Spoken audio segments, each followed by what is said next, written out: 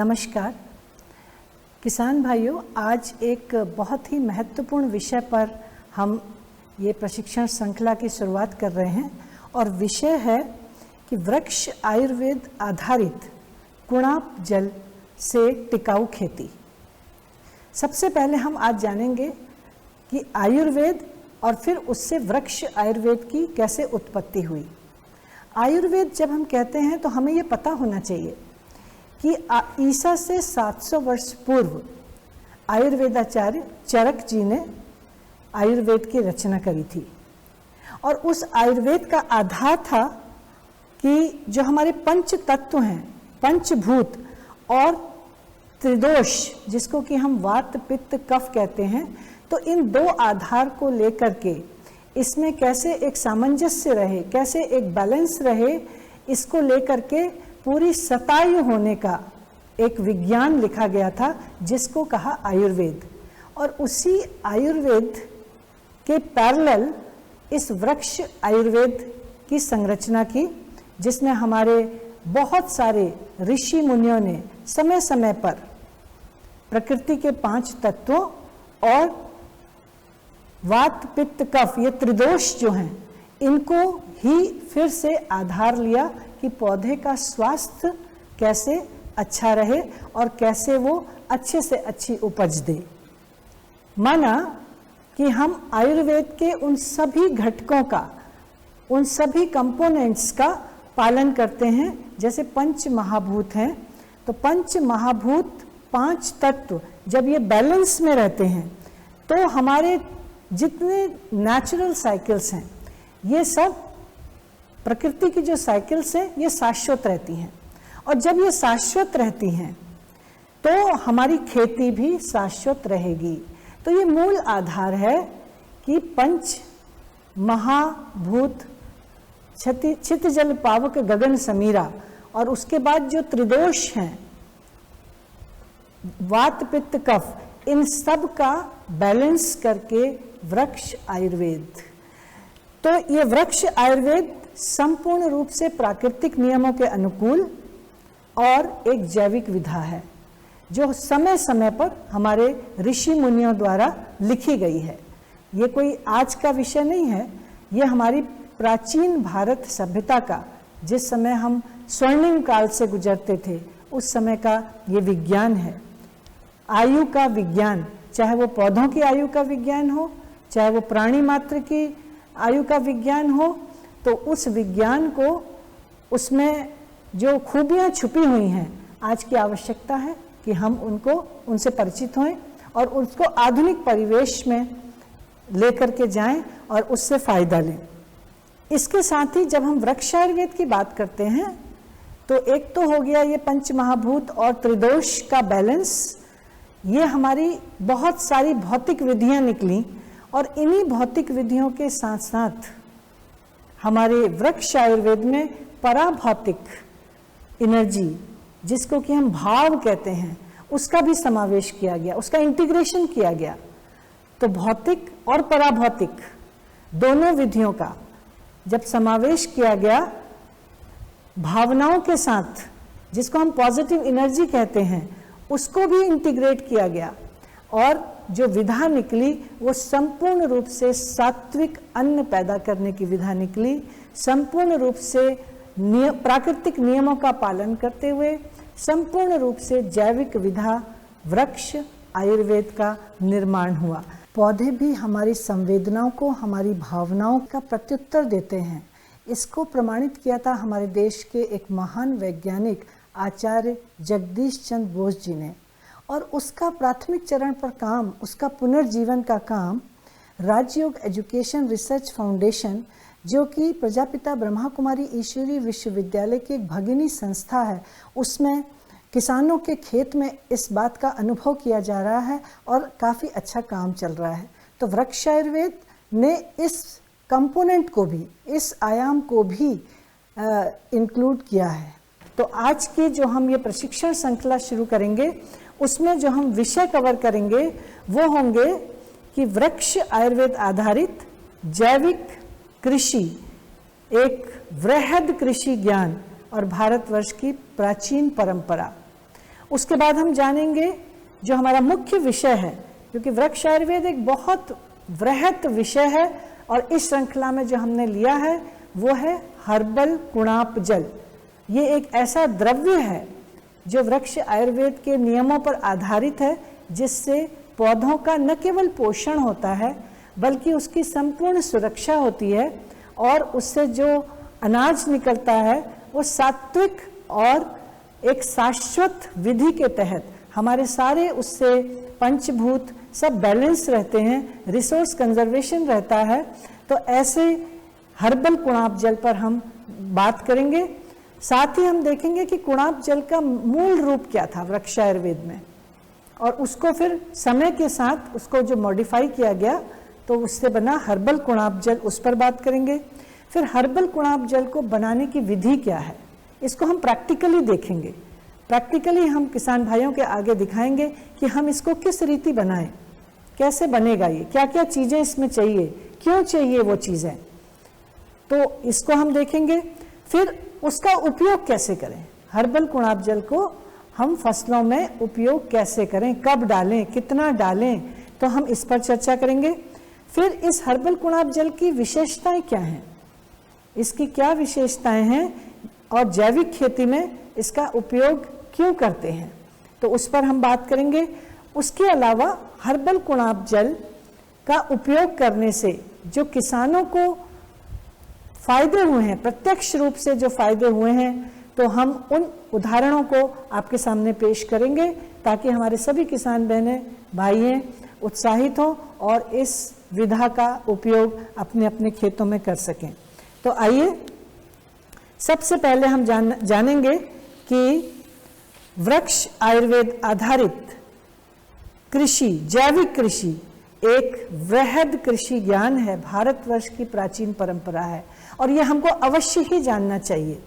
ये हमें बहुत जरूरी है जानना, क्योंकि ये हमारा ज्ञान जो है ये ईसा से 400 वर्ष पूर्व से ये ज्ञान हमारे पास है और इस ज्ञान को हमने प्रैक्टिस भी किया और ये हमारे साहित्य में भी रहा, लगातार इसका उपयोग होता रहा और भारतवर्ष समृद्ध था। ये ज्ञान एशिया के दक्षिण और दक्षिण पूर्वी क्षेत्रों को हजारों वर्ष तक एक सस्टेनेबल रूप से, टिकाऊ रूप से इसने भरण पोषण दिया कृषि के माध्यम से। और समय के साथ चलते चलते 1725 तक आते आते हमने इस ज्ञान का भरपूर फायदा लिया। उसके बाद जब यहाँ पर अलग अलग देशों से लोग आए और उन्होंने राज्य भी किया, तो यहाँ की शिक्षा नीति में परिवर्तन हुआ।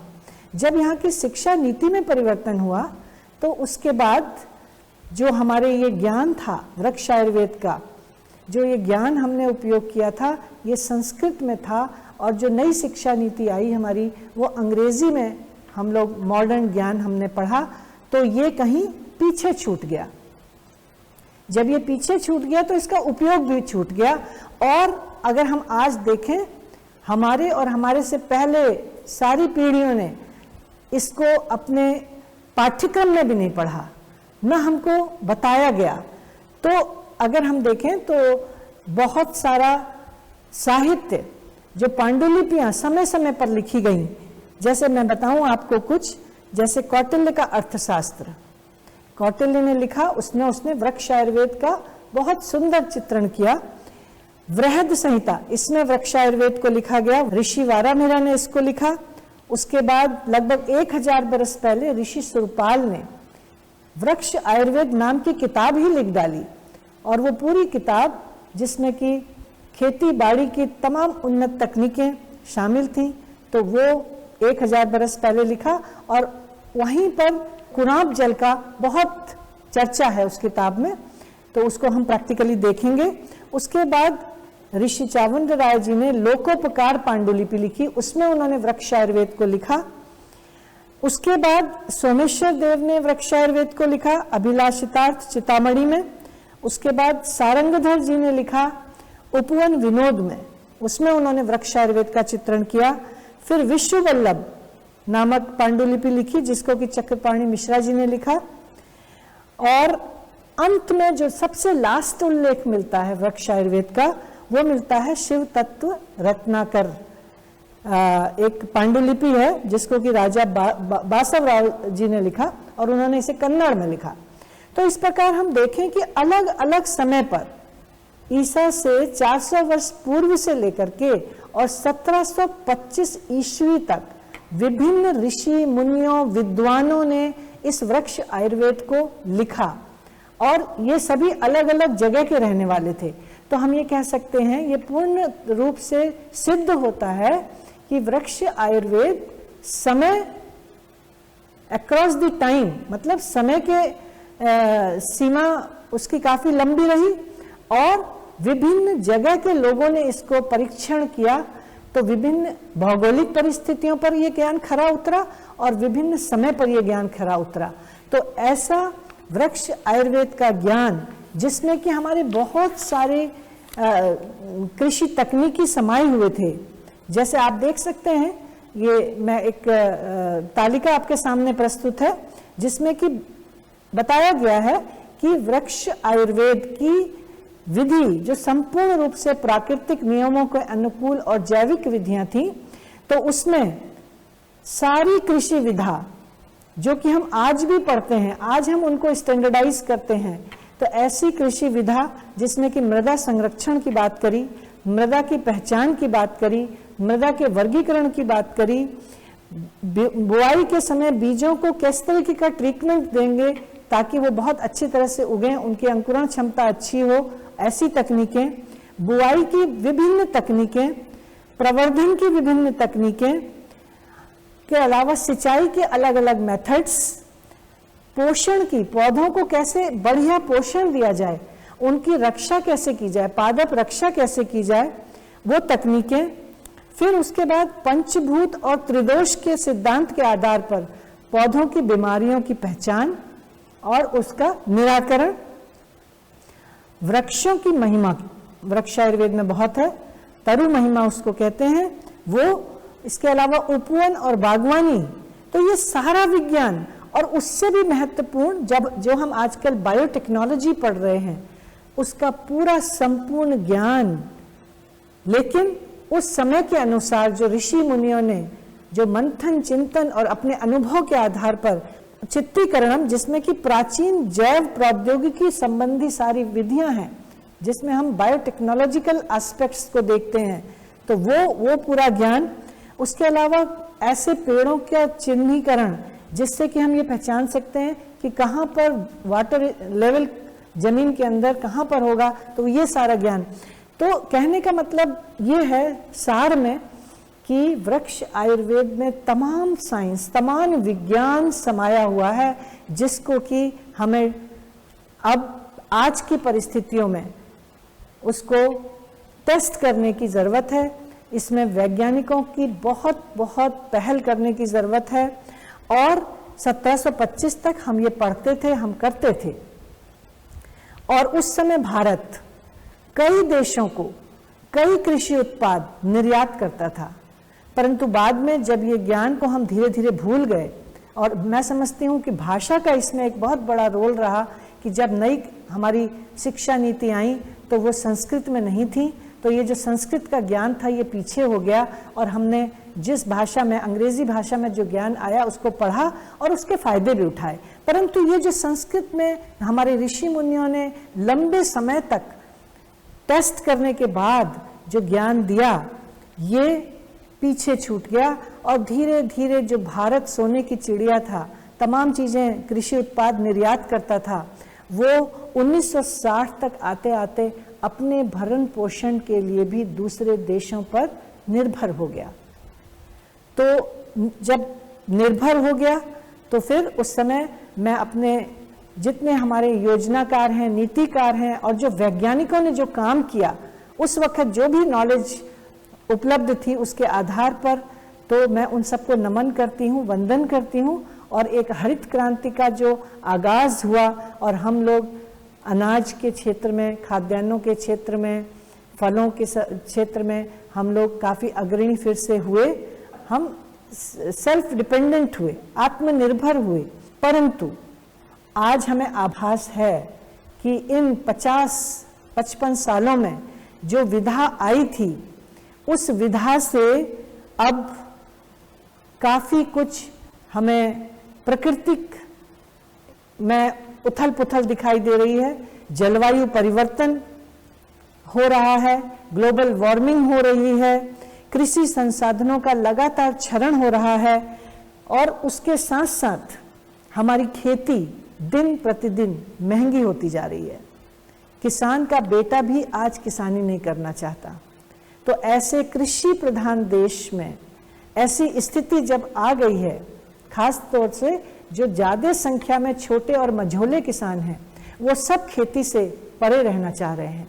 तो ऐसे समय में हमें फिर से चिंतन मंथन करने की ज़रूरत है, खेती की विधा में आमूलचूल परिवर्तन करने की ज़रूरत है, और जिसको कहेंगे कि आज की आवश्यकता है कि हम पुनः उस ज्ञान को जो हमारे पास था उसकी ओर हमें विचार करना चाहिए।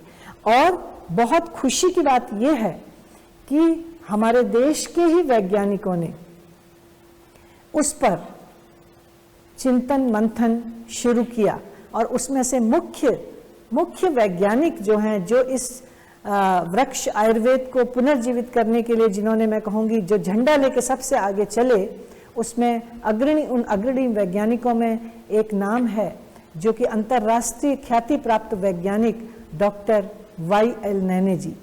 उन्होंने एक संस्था बनाई, एशियन एग्री हिस्ट्री फाउंडेशन, और उस संस्था के माध्यम से, हैदराबाद में उन्होंने बनाई वो संस्था, और उस संस्था के माध्यम से उन्होंने उन तमाम पांडुलिपियों को, जिनका जिक्र अभी हमने थोड़ी देर पहले किया, वो तमाम पांडुलिपि जो देश और विदेश में बिखरी पड़ी थी, उन्होंने उसको एकत्र किया। क्योंकि वो संस्कृत में थी, तो उसका उन्होंने उसका अनुवाद अंग्रेजी, हिंदी और स्थानीय भाषाओं में उसका अनुवाद कराया, और 25 वर्षों तक, अपने जीवन के 25 बरस उन्होंने इस कार्य में लगाए कि वो सारे ज्ञान को इकट्ठा करके इस शेप में लाए कि जो साधारण के बीच में उपलब्ध हो सके, जन साधारण उसको ग्रहण कर सके। तो ऐसे डॉक्टर नैने के प्रयास को अब हम सभी को आगे बढ़ाना है। और एशियन एग्री हिस्ट्री फाउंडेशन ने पिछले कई वर्षों में उस पर प्रैक्टिकली भी काम किया है। जब प्रैक्टिकली काम किया तो बहुत जहाँ काम किया वहाँ उनको सफलता मिली। तो डॉक्टर नैने, जो कि उसके प्रथम फाउंडर थे, संस्थापक थे, तो उनकी एक दिल की इच्छा थी कि मेरे बाद ये संस्था गोविंद बल्लभ पंत कृषि एवं प्रौद्योगिकी विश्वविद्यालय इसको अंगीकार करे, तो इसमें ये काम हो सकता है, आगे बढ़ सकता है, क्योंकि ये बहुत महत्वपूर्ण काम है और ये समय की आवाज़ है।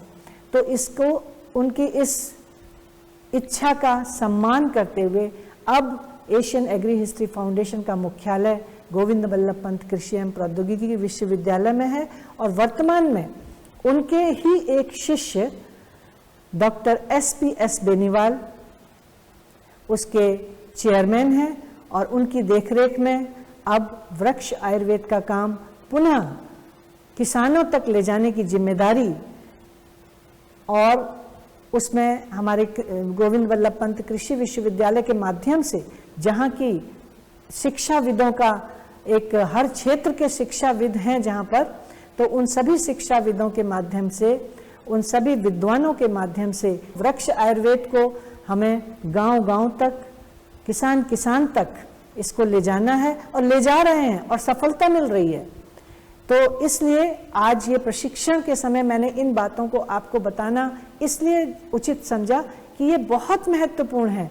आप सभी कृषक भाई इस प्रशिक्षण का पूरा लाभ लें, जो बताया जा रहा है उसको अपने खेतों में करें, और इसका विज्ञान खोजने का काम हम वैज्ञानिकों के यहाँ शुरू हो गया है, और ये उन्नति को पाएगा, और हम आप लोगों के मध्य बीच बीच में आते रहेंगे।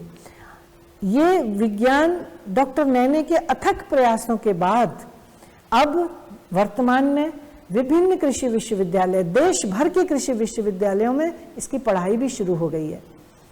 तो बीएससी एग्रीकल्चर में अब ये पाठ्यक्रम में आ गया है और समय के चलते इसको और बढ़ाने की आवश्यकता है कि इसमें हमारे एमएससी और पीएचडी के भी छात्र आएंगे और इसमें और शोध होगा और हमारा भारत फिर से स्वर्णिम बनेगा, फिर से सोने की चिड़िया बनेगा।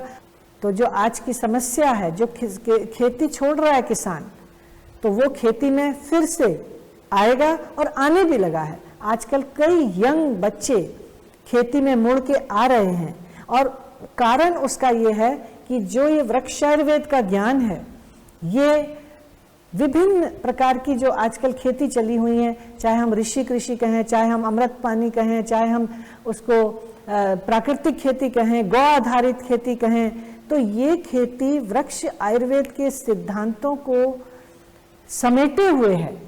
इसमें जो खेती की विधा बताई जा रही है, जिसका कि आधार है किंडवीकरण, इसमें किंडवन की क्रिया कराई जाती है, जो जिससे कि हम हर्बल कुणाप जल की रचना हुई। और हर्बल कुणाप जल विश्व का, हमारे ऋषि मुनियों द्वारा दिया गया विश्व का प्रथम किंडवित द्रवित संपूर्ण रूप से जैविक एक द्रव्य है, जिससे कि पौधों का पोषण होता है, उसको सुरक्षा मिलती है और अन्न की उत्पादकता बढ़ती है, जमीन की उत्पादकता बढ़ती है, जमीन की क्वालिटी बढ़ती है, अन्न की क्वालिटी बढ़ती है। तो ऐसा हर्बल कुणाप जल का प्रशिक्षण हम आज आपको देंगे और इसमें हम विभिन्न विषयों को, जैसे मैंने बताया, हम कवर करेंगे। तो इसमें सबसे पहले मैं आपको बताना चाहूँगी कि क्या है कुणाप जल, आखिर कुणाप जल किसको कहते हैं। तो कुणाप जल जो मूल रूप से वृक्ष आयुर्वेद में दिया गया है, उसको मूल रूप से वो निरामिष था और उसमें उस समय जो भी, जैसे सुअर का मल है, हड्डियों का चूरा है, मांस है, मज्जा है, ये जितने पशुओं के मरने के बाद उनके जो ये वेस्ट मटेरियल होता था, तो उसको इकट्ठा करके और उसको पानी के साथ मिला करके जमीन के नीचे महीने डेढ़ महीने के लिए रखते थे और उसके बाद में उसको खेती में प्रयोग करते थे। तो ये कुणाप मतलब ही है, संस्कृत में अगर हम देखें तो कुणाप का मतलब होता है बहुत बदबूदार, जिसमें कि सड़ांध की बदबू आए। तो ऐसे बदबूदार द्रव्य को कुणाप कहा और उसने खेती में बहुत अच्छे परिणाम दिए।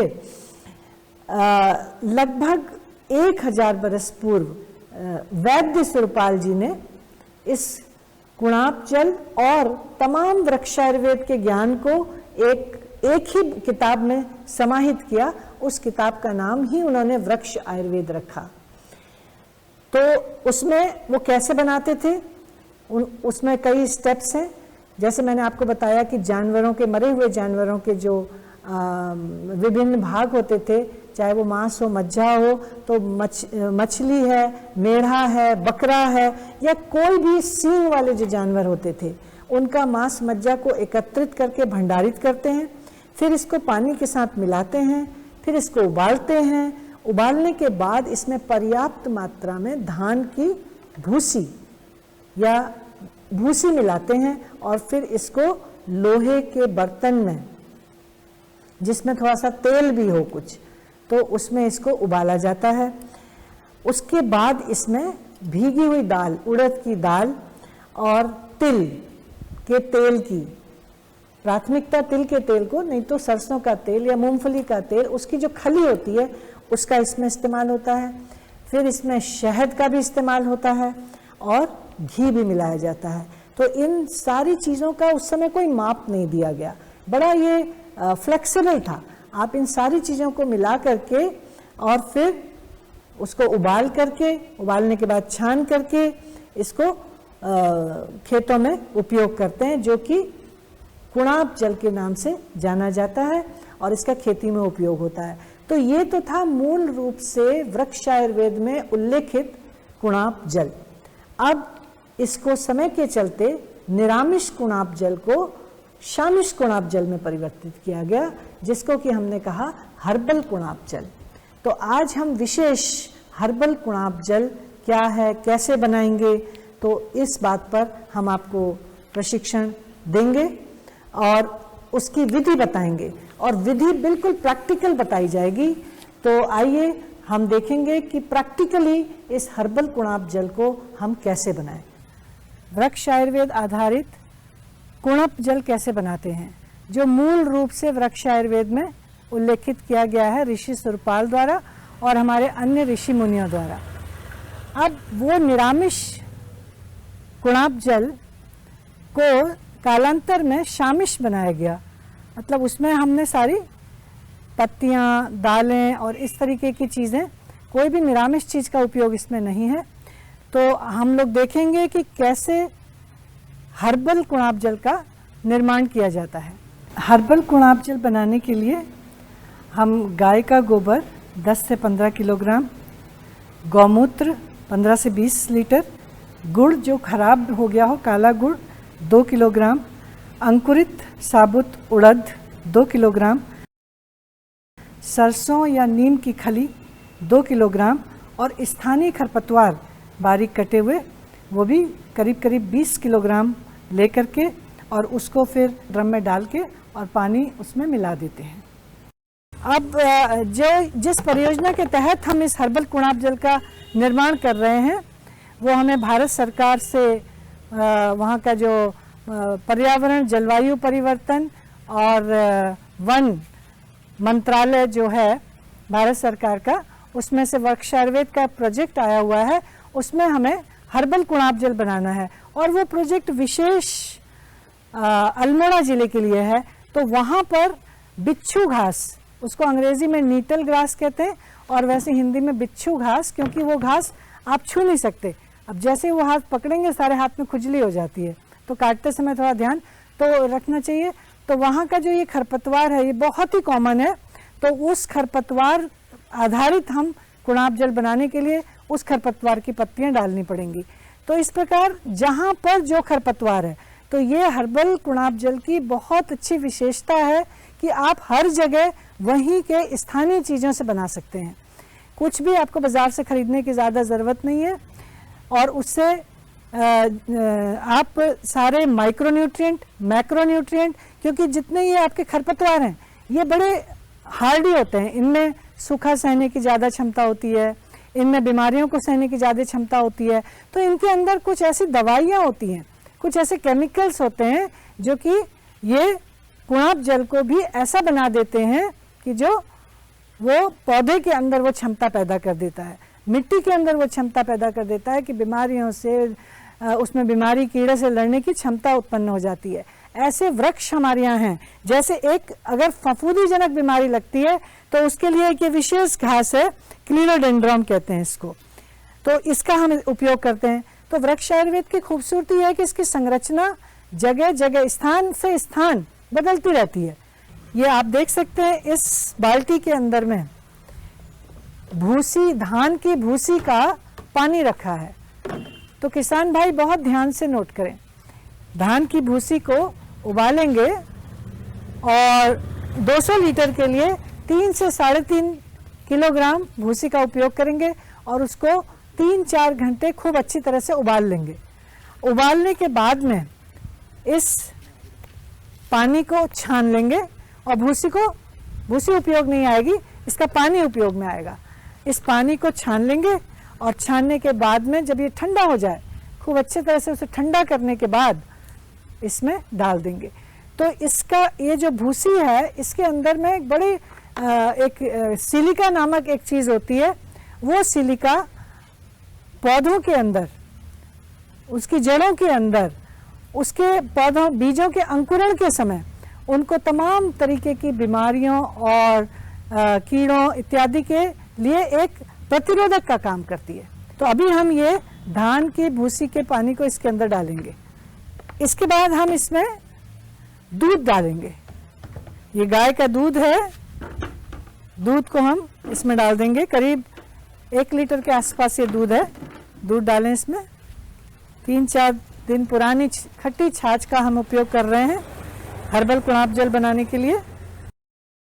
अब इन सब चीज़ों को हम अच्छी तरह से मिलाने के लिए, ताकि अच्छे से मिल जाए, इसमें हम पानी डालेंगे और इसमें पानी डाल के इसको बहुत अच्छी तरीके से मिलाएंगे, क्योंकि इसको हम अभी एयर टाइट अच्छी तरह से मिलाएंगे और फिर इसमें ढक्कन बंद कर देंगे एयर टाइट करने के लिए। अब इसको रख देंगे और इसमें फर्मेंटेशन की, किण्वन की क्रिया शुरू होगी। सुबेरे और शाम इसको 2 बार अच्छी तरह से डंडे, लकड़ी के डंडे से खूब अच्छी तरह से हिलाएंगे और रोज हिलाएंगे।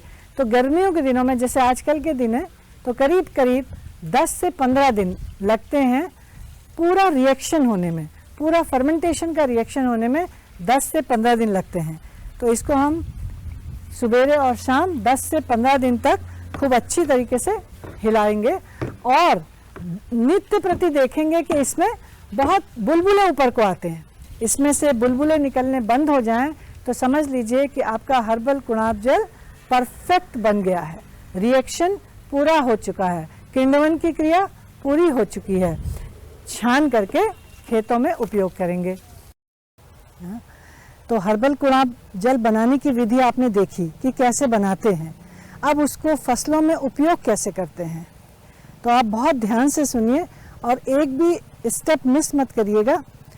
पहले मैं ये बताऊं कि इसमें जो वैरायटी लगी है ये बासमती है, खुशबूदार धान है, पूसा बासमती 1509 ये वैरायटी का नाम है और ये लगभग 120 दिनों में ये पक जाती है। और इसको हमने जो इसकी नर्सरी डाली थी ये 25 जून को डाली थी और इसकी जो रोपाई करी है वो 18 जुलाई को करी। जो इस समय फसल है तो उसको आप स्वयं देख सकते हैं, इसमें केवल और केवल हर्बल कुणाप जल का उपयोग हुआ है। अब मैं आपको यहाँ बताऊंगी कि कैसे हम स्टेप वाइज कैसे हमने हर्बल कुणाप जल का इस धान की खेत पर प्रयोग किया। पहला स्टेप, जिस दिन हम प्लान करते हैं कि हमको अभी नर्सरी उगानी है तो हम बीजों को सबसे पहले पानी में डुबोते हैं। और पानी में डुबोते इसलिए कि जो खराब बीज हैं वो पानी के ऊपर आ जाते हैं, उनको निकाल देते हैं और जो पानी के नीचे बैठ जाते हैं बीज, फिर उनको हम भिगोते हैं। तो वो भिगोएंगे हम हर्बल कुणाप जल में। तो आपने देखा कि हमने हर्बल कुणाप जल जो बनाया था उसका प्योर कुणाप जल ले करके हम अपने बीज को, उसको 1 भाग तो हर्बल कुणाप जल का हो, 9 भाग पानी के हों, तो ऐसा पानी बना के अपना पूरा बीज हम भिगो देते हैं। करीब 24 से 36 घंटे हम उसमें भिगो देते हैं। भिगोने के बाद उसका पानी निथार के फिर उसको एक बोरे में रख करके उसकी प्रेसिंग करते हैं और उस समय भी हम जो बोरा गीला करते हैं वो भी हर्बल कुणाप जल से करेंगे। तो 1:10 का हर्बल कुणाप जल उस बोरे को अच्छे से भिगा करके प्रेस करेंगे बीज को, तो फिर वो बहुत सुंदर अंकुरित हो जाता है। उसको रखेंगे फिर हम अगले 24 घंटे के लिए और वो बहुत अच्छा अंकुरित बीज हम कहाँ ले जाएंगे? नर्सरी के खेत में। अब यहाँ बहुत महत्वपूर्ण है कि जिस नर्सरी में हम वो बीज बोएंगे वो पहले से ही उसमें कुणाप जल का ट्रीटमेंट हो जाना चाहिए, उपचार हो जाना चाहिए। वो नर्सरी बीज बोआई से पहले कुणाप जल से संस्कारित हो जानी चाहिए। तो वहाँ भी हम 1:10 का कुणाप जल लेकर के उस नर्सरी में उसका ट्रीटमेंट कर देंगे जहाँ पर हमें वो बीज बोने हैं नर्सरी के लिए। फिर हम उसमें बीज बो देंगे नर्सरी के।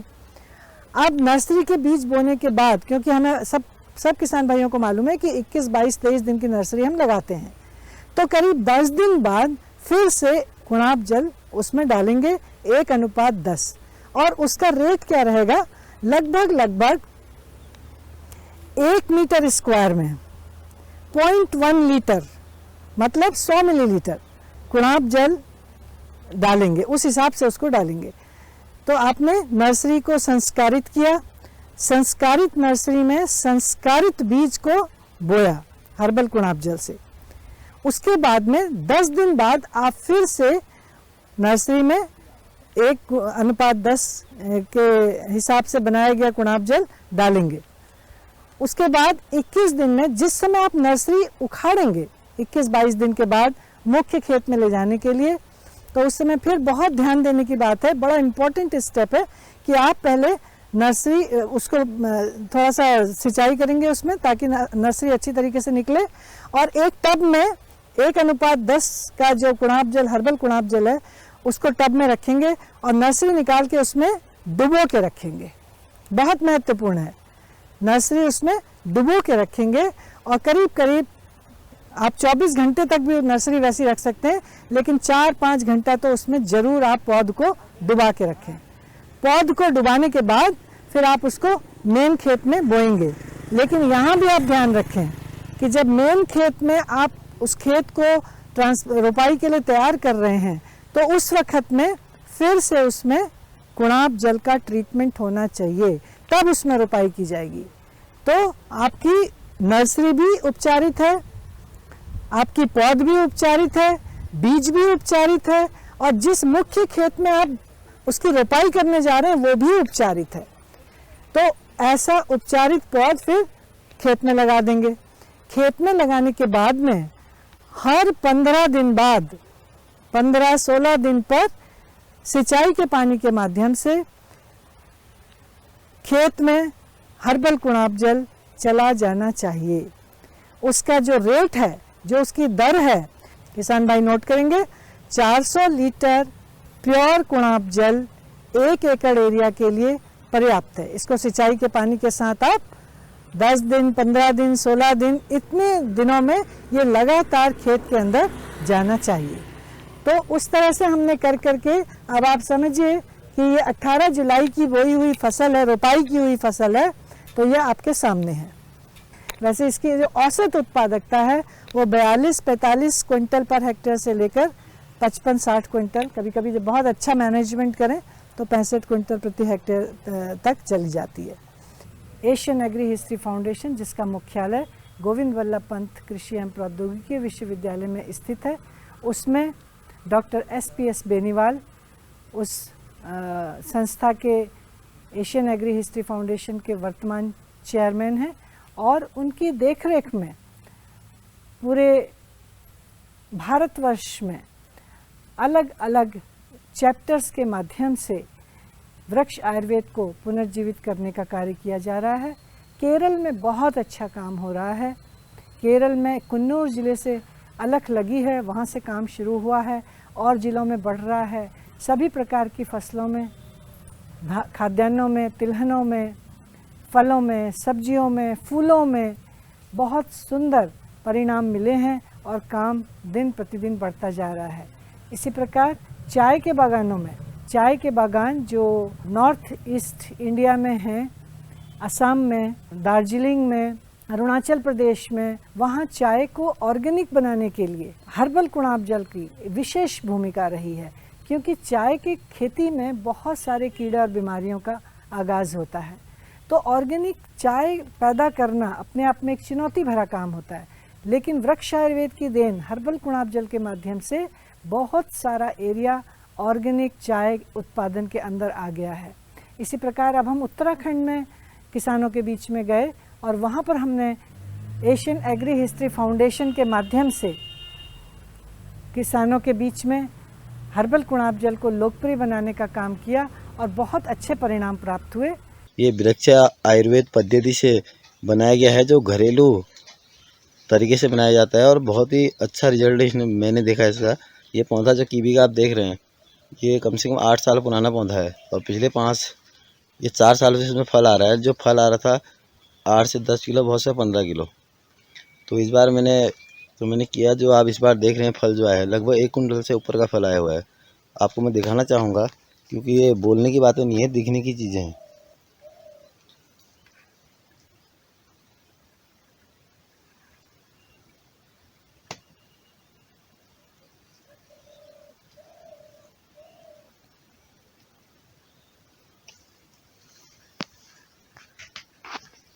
बहुत ही स्वस्थ फल है और काफ़ी फल आ चुका है इसमें, एकदम स्वस्थ फल है। और फल इतना ज़्यादा लगा है कि जिस हिसाब से पौधे की ग्रोथ है, 2 से 2.5 फीट का पौधा है, भी आप देख सकते हैं। लेकिन अच्छा खासा फल, इतना फूल भी लगा है, आप लोग देख सकते हैं। और मैं इस बात को इसलिए कहना चाह रहा हूँ कि कुणाप जल का जो रिजल्ट है बहुत लाजवाब रिजल्ट है। तो आइए आप लोग भी हर्बल कुणाब जल को उपयोग करें, उसकी उपयोगिता देखें, उसकी आजमाइश करें और अपने खेतों की उत्पादकता बढ़ाएं, अपने खेतों के उत्पाद की क्वालिटी बढ़ाएं और खेती को सस्ती करें। इस द्रव्य को यूज़ करें, उपयोग करें। कुणाब जल, हर्बल कुणाब जल अपनाएं, खेती बचाएं।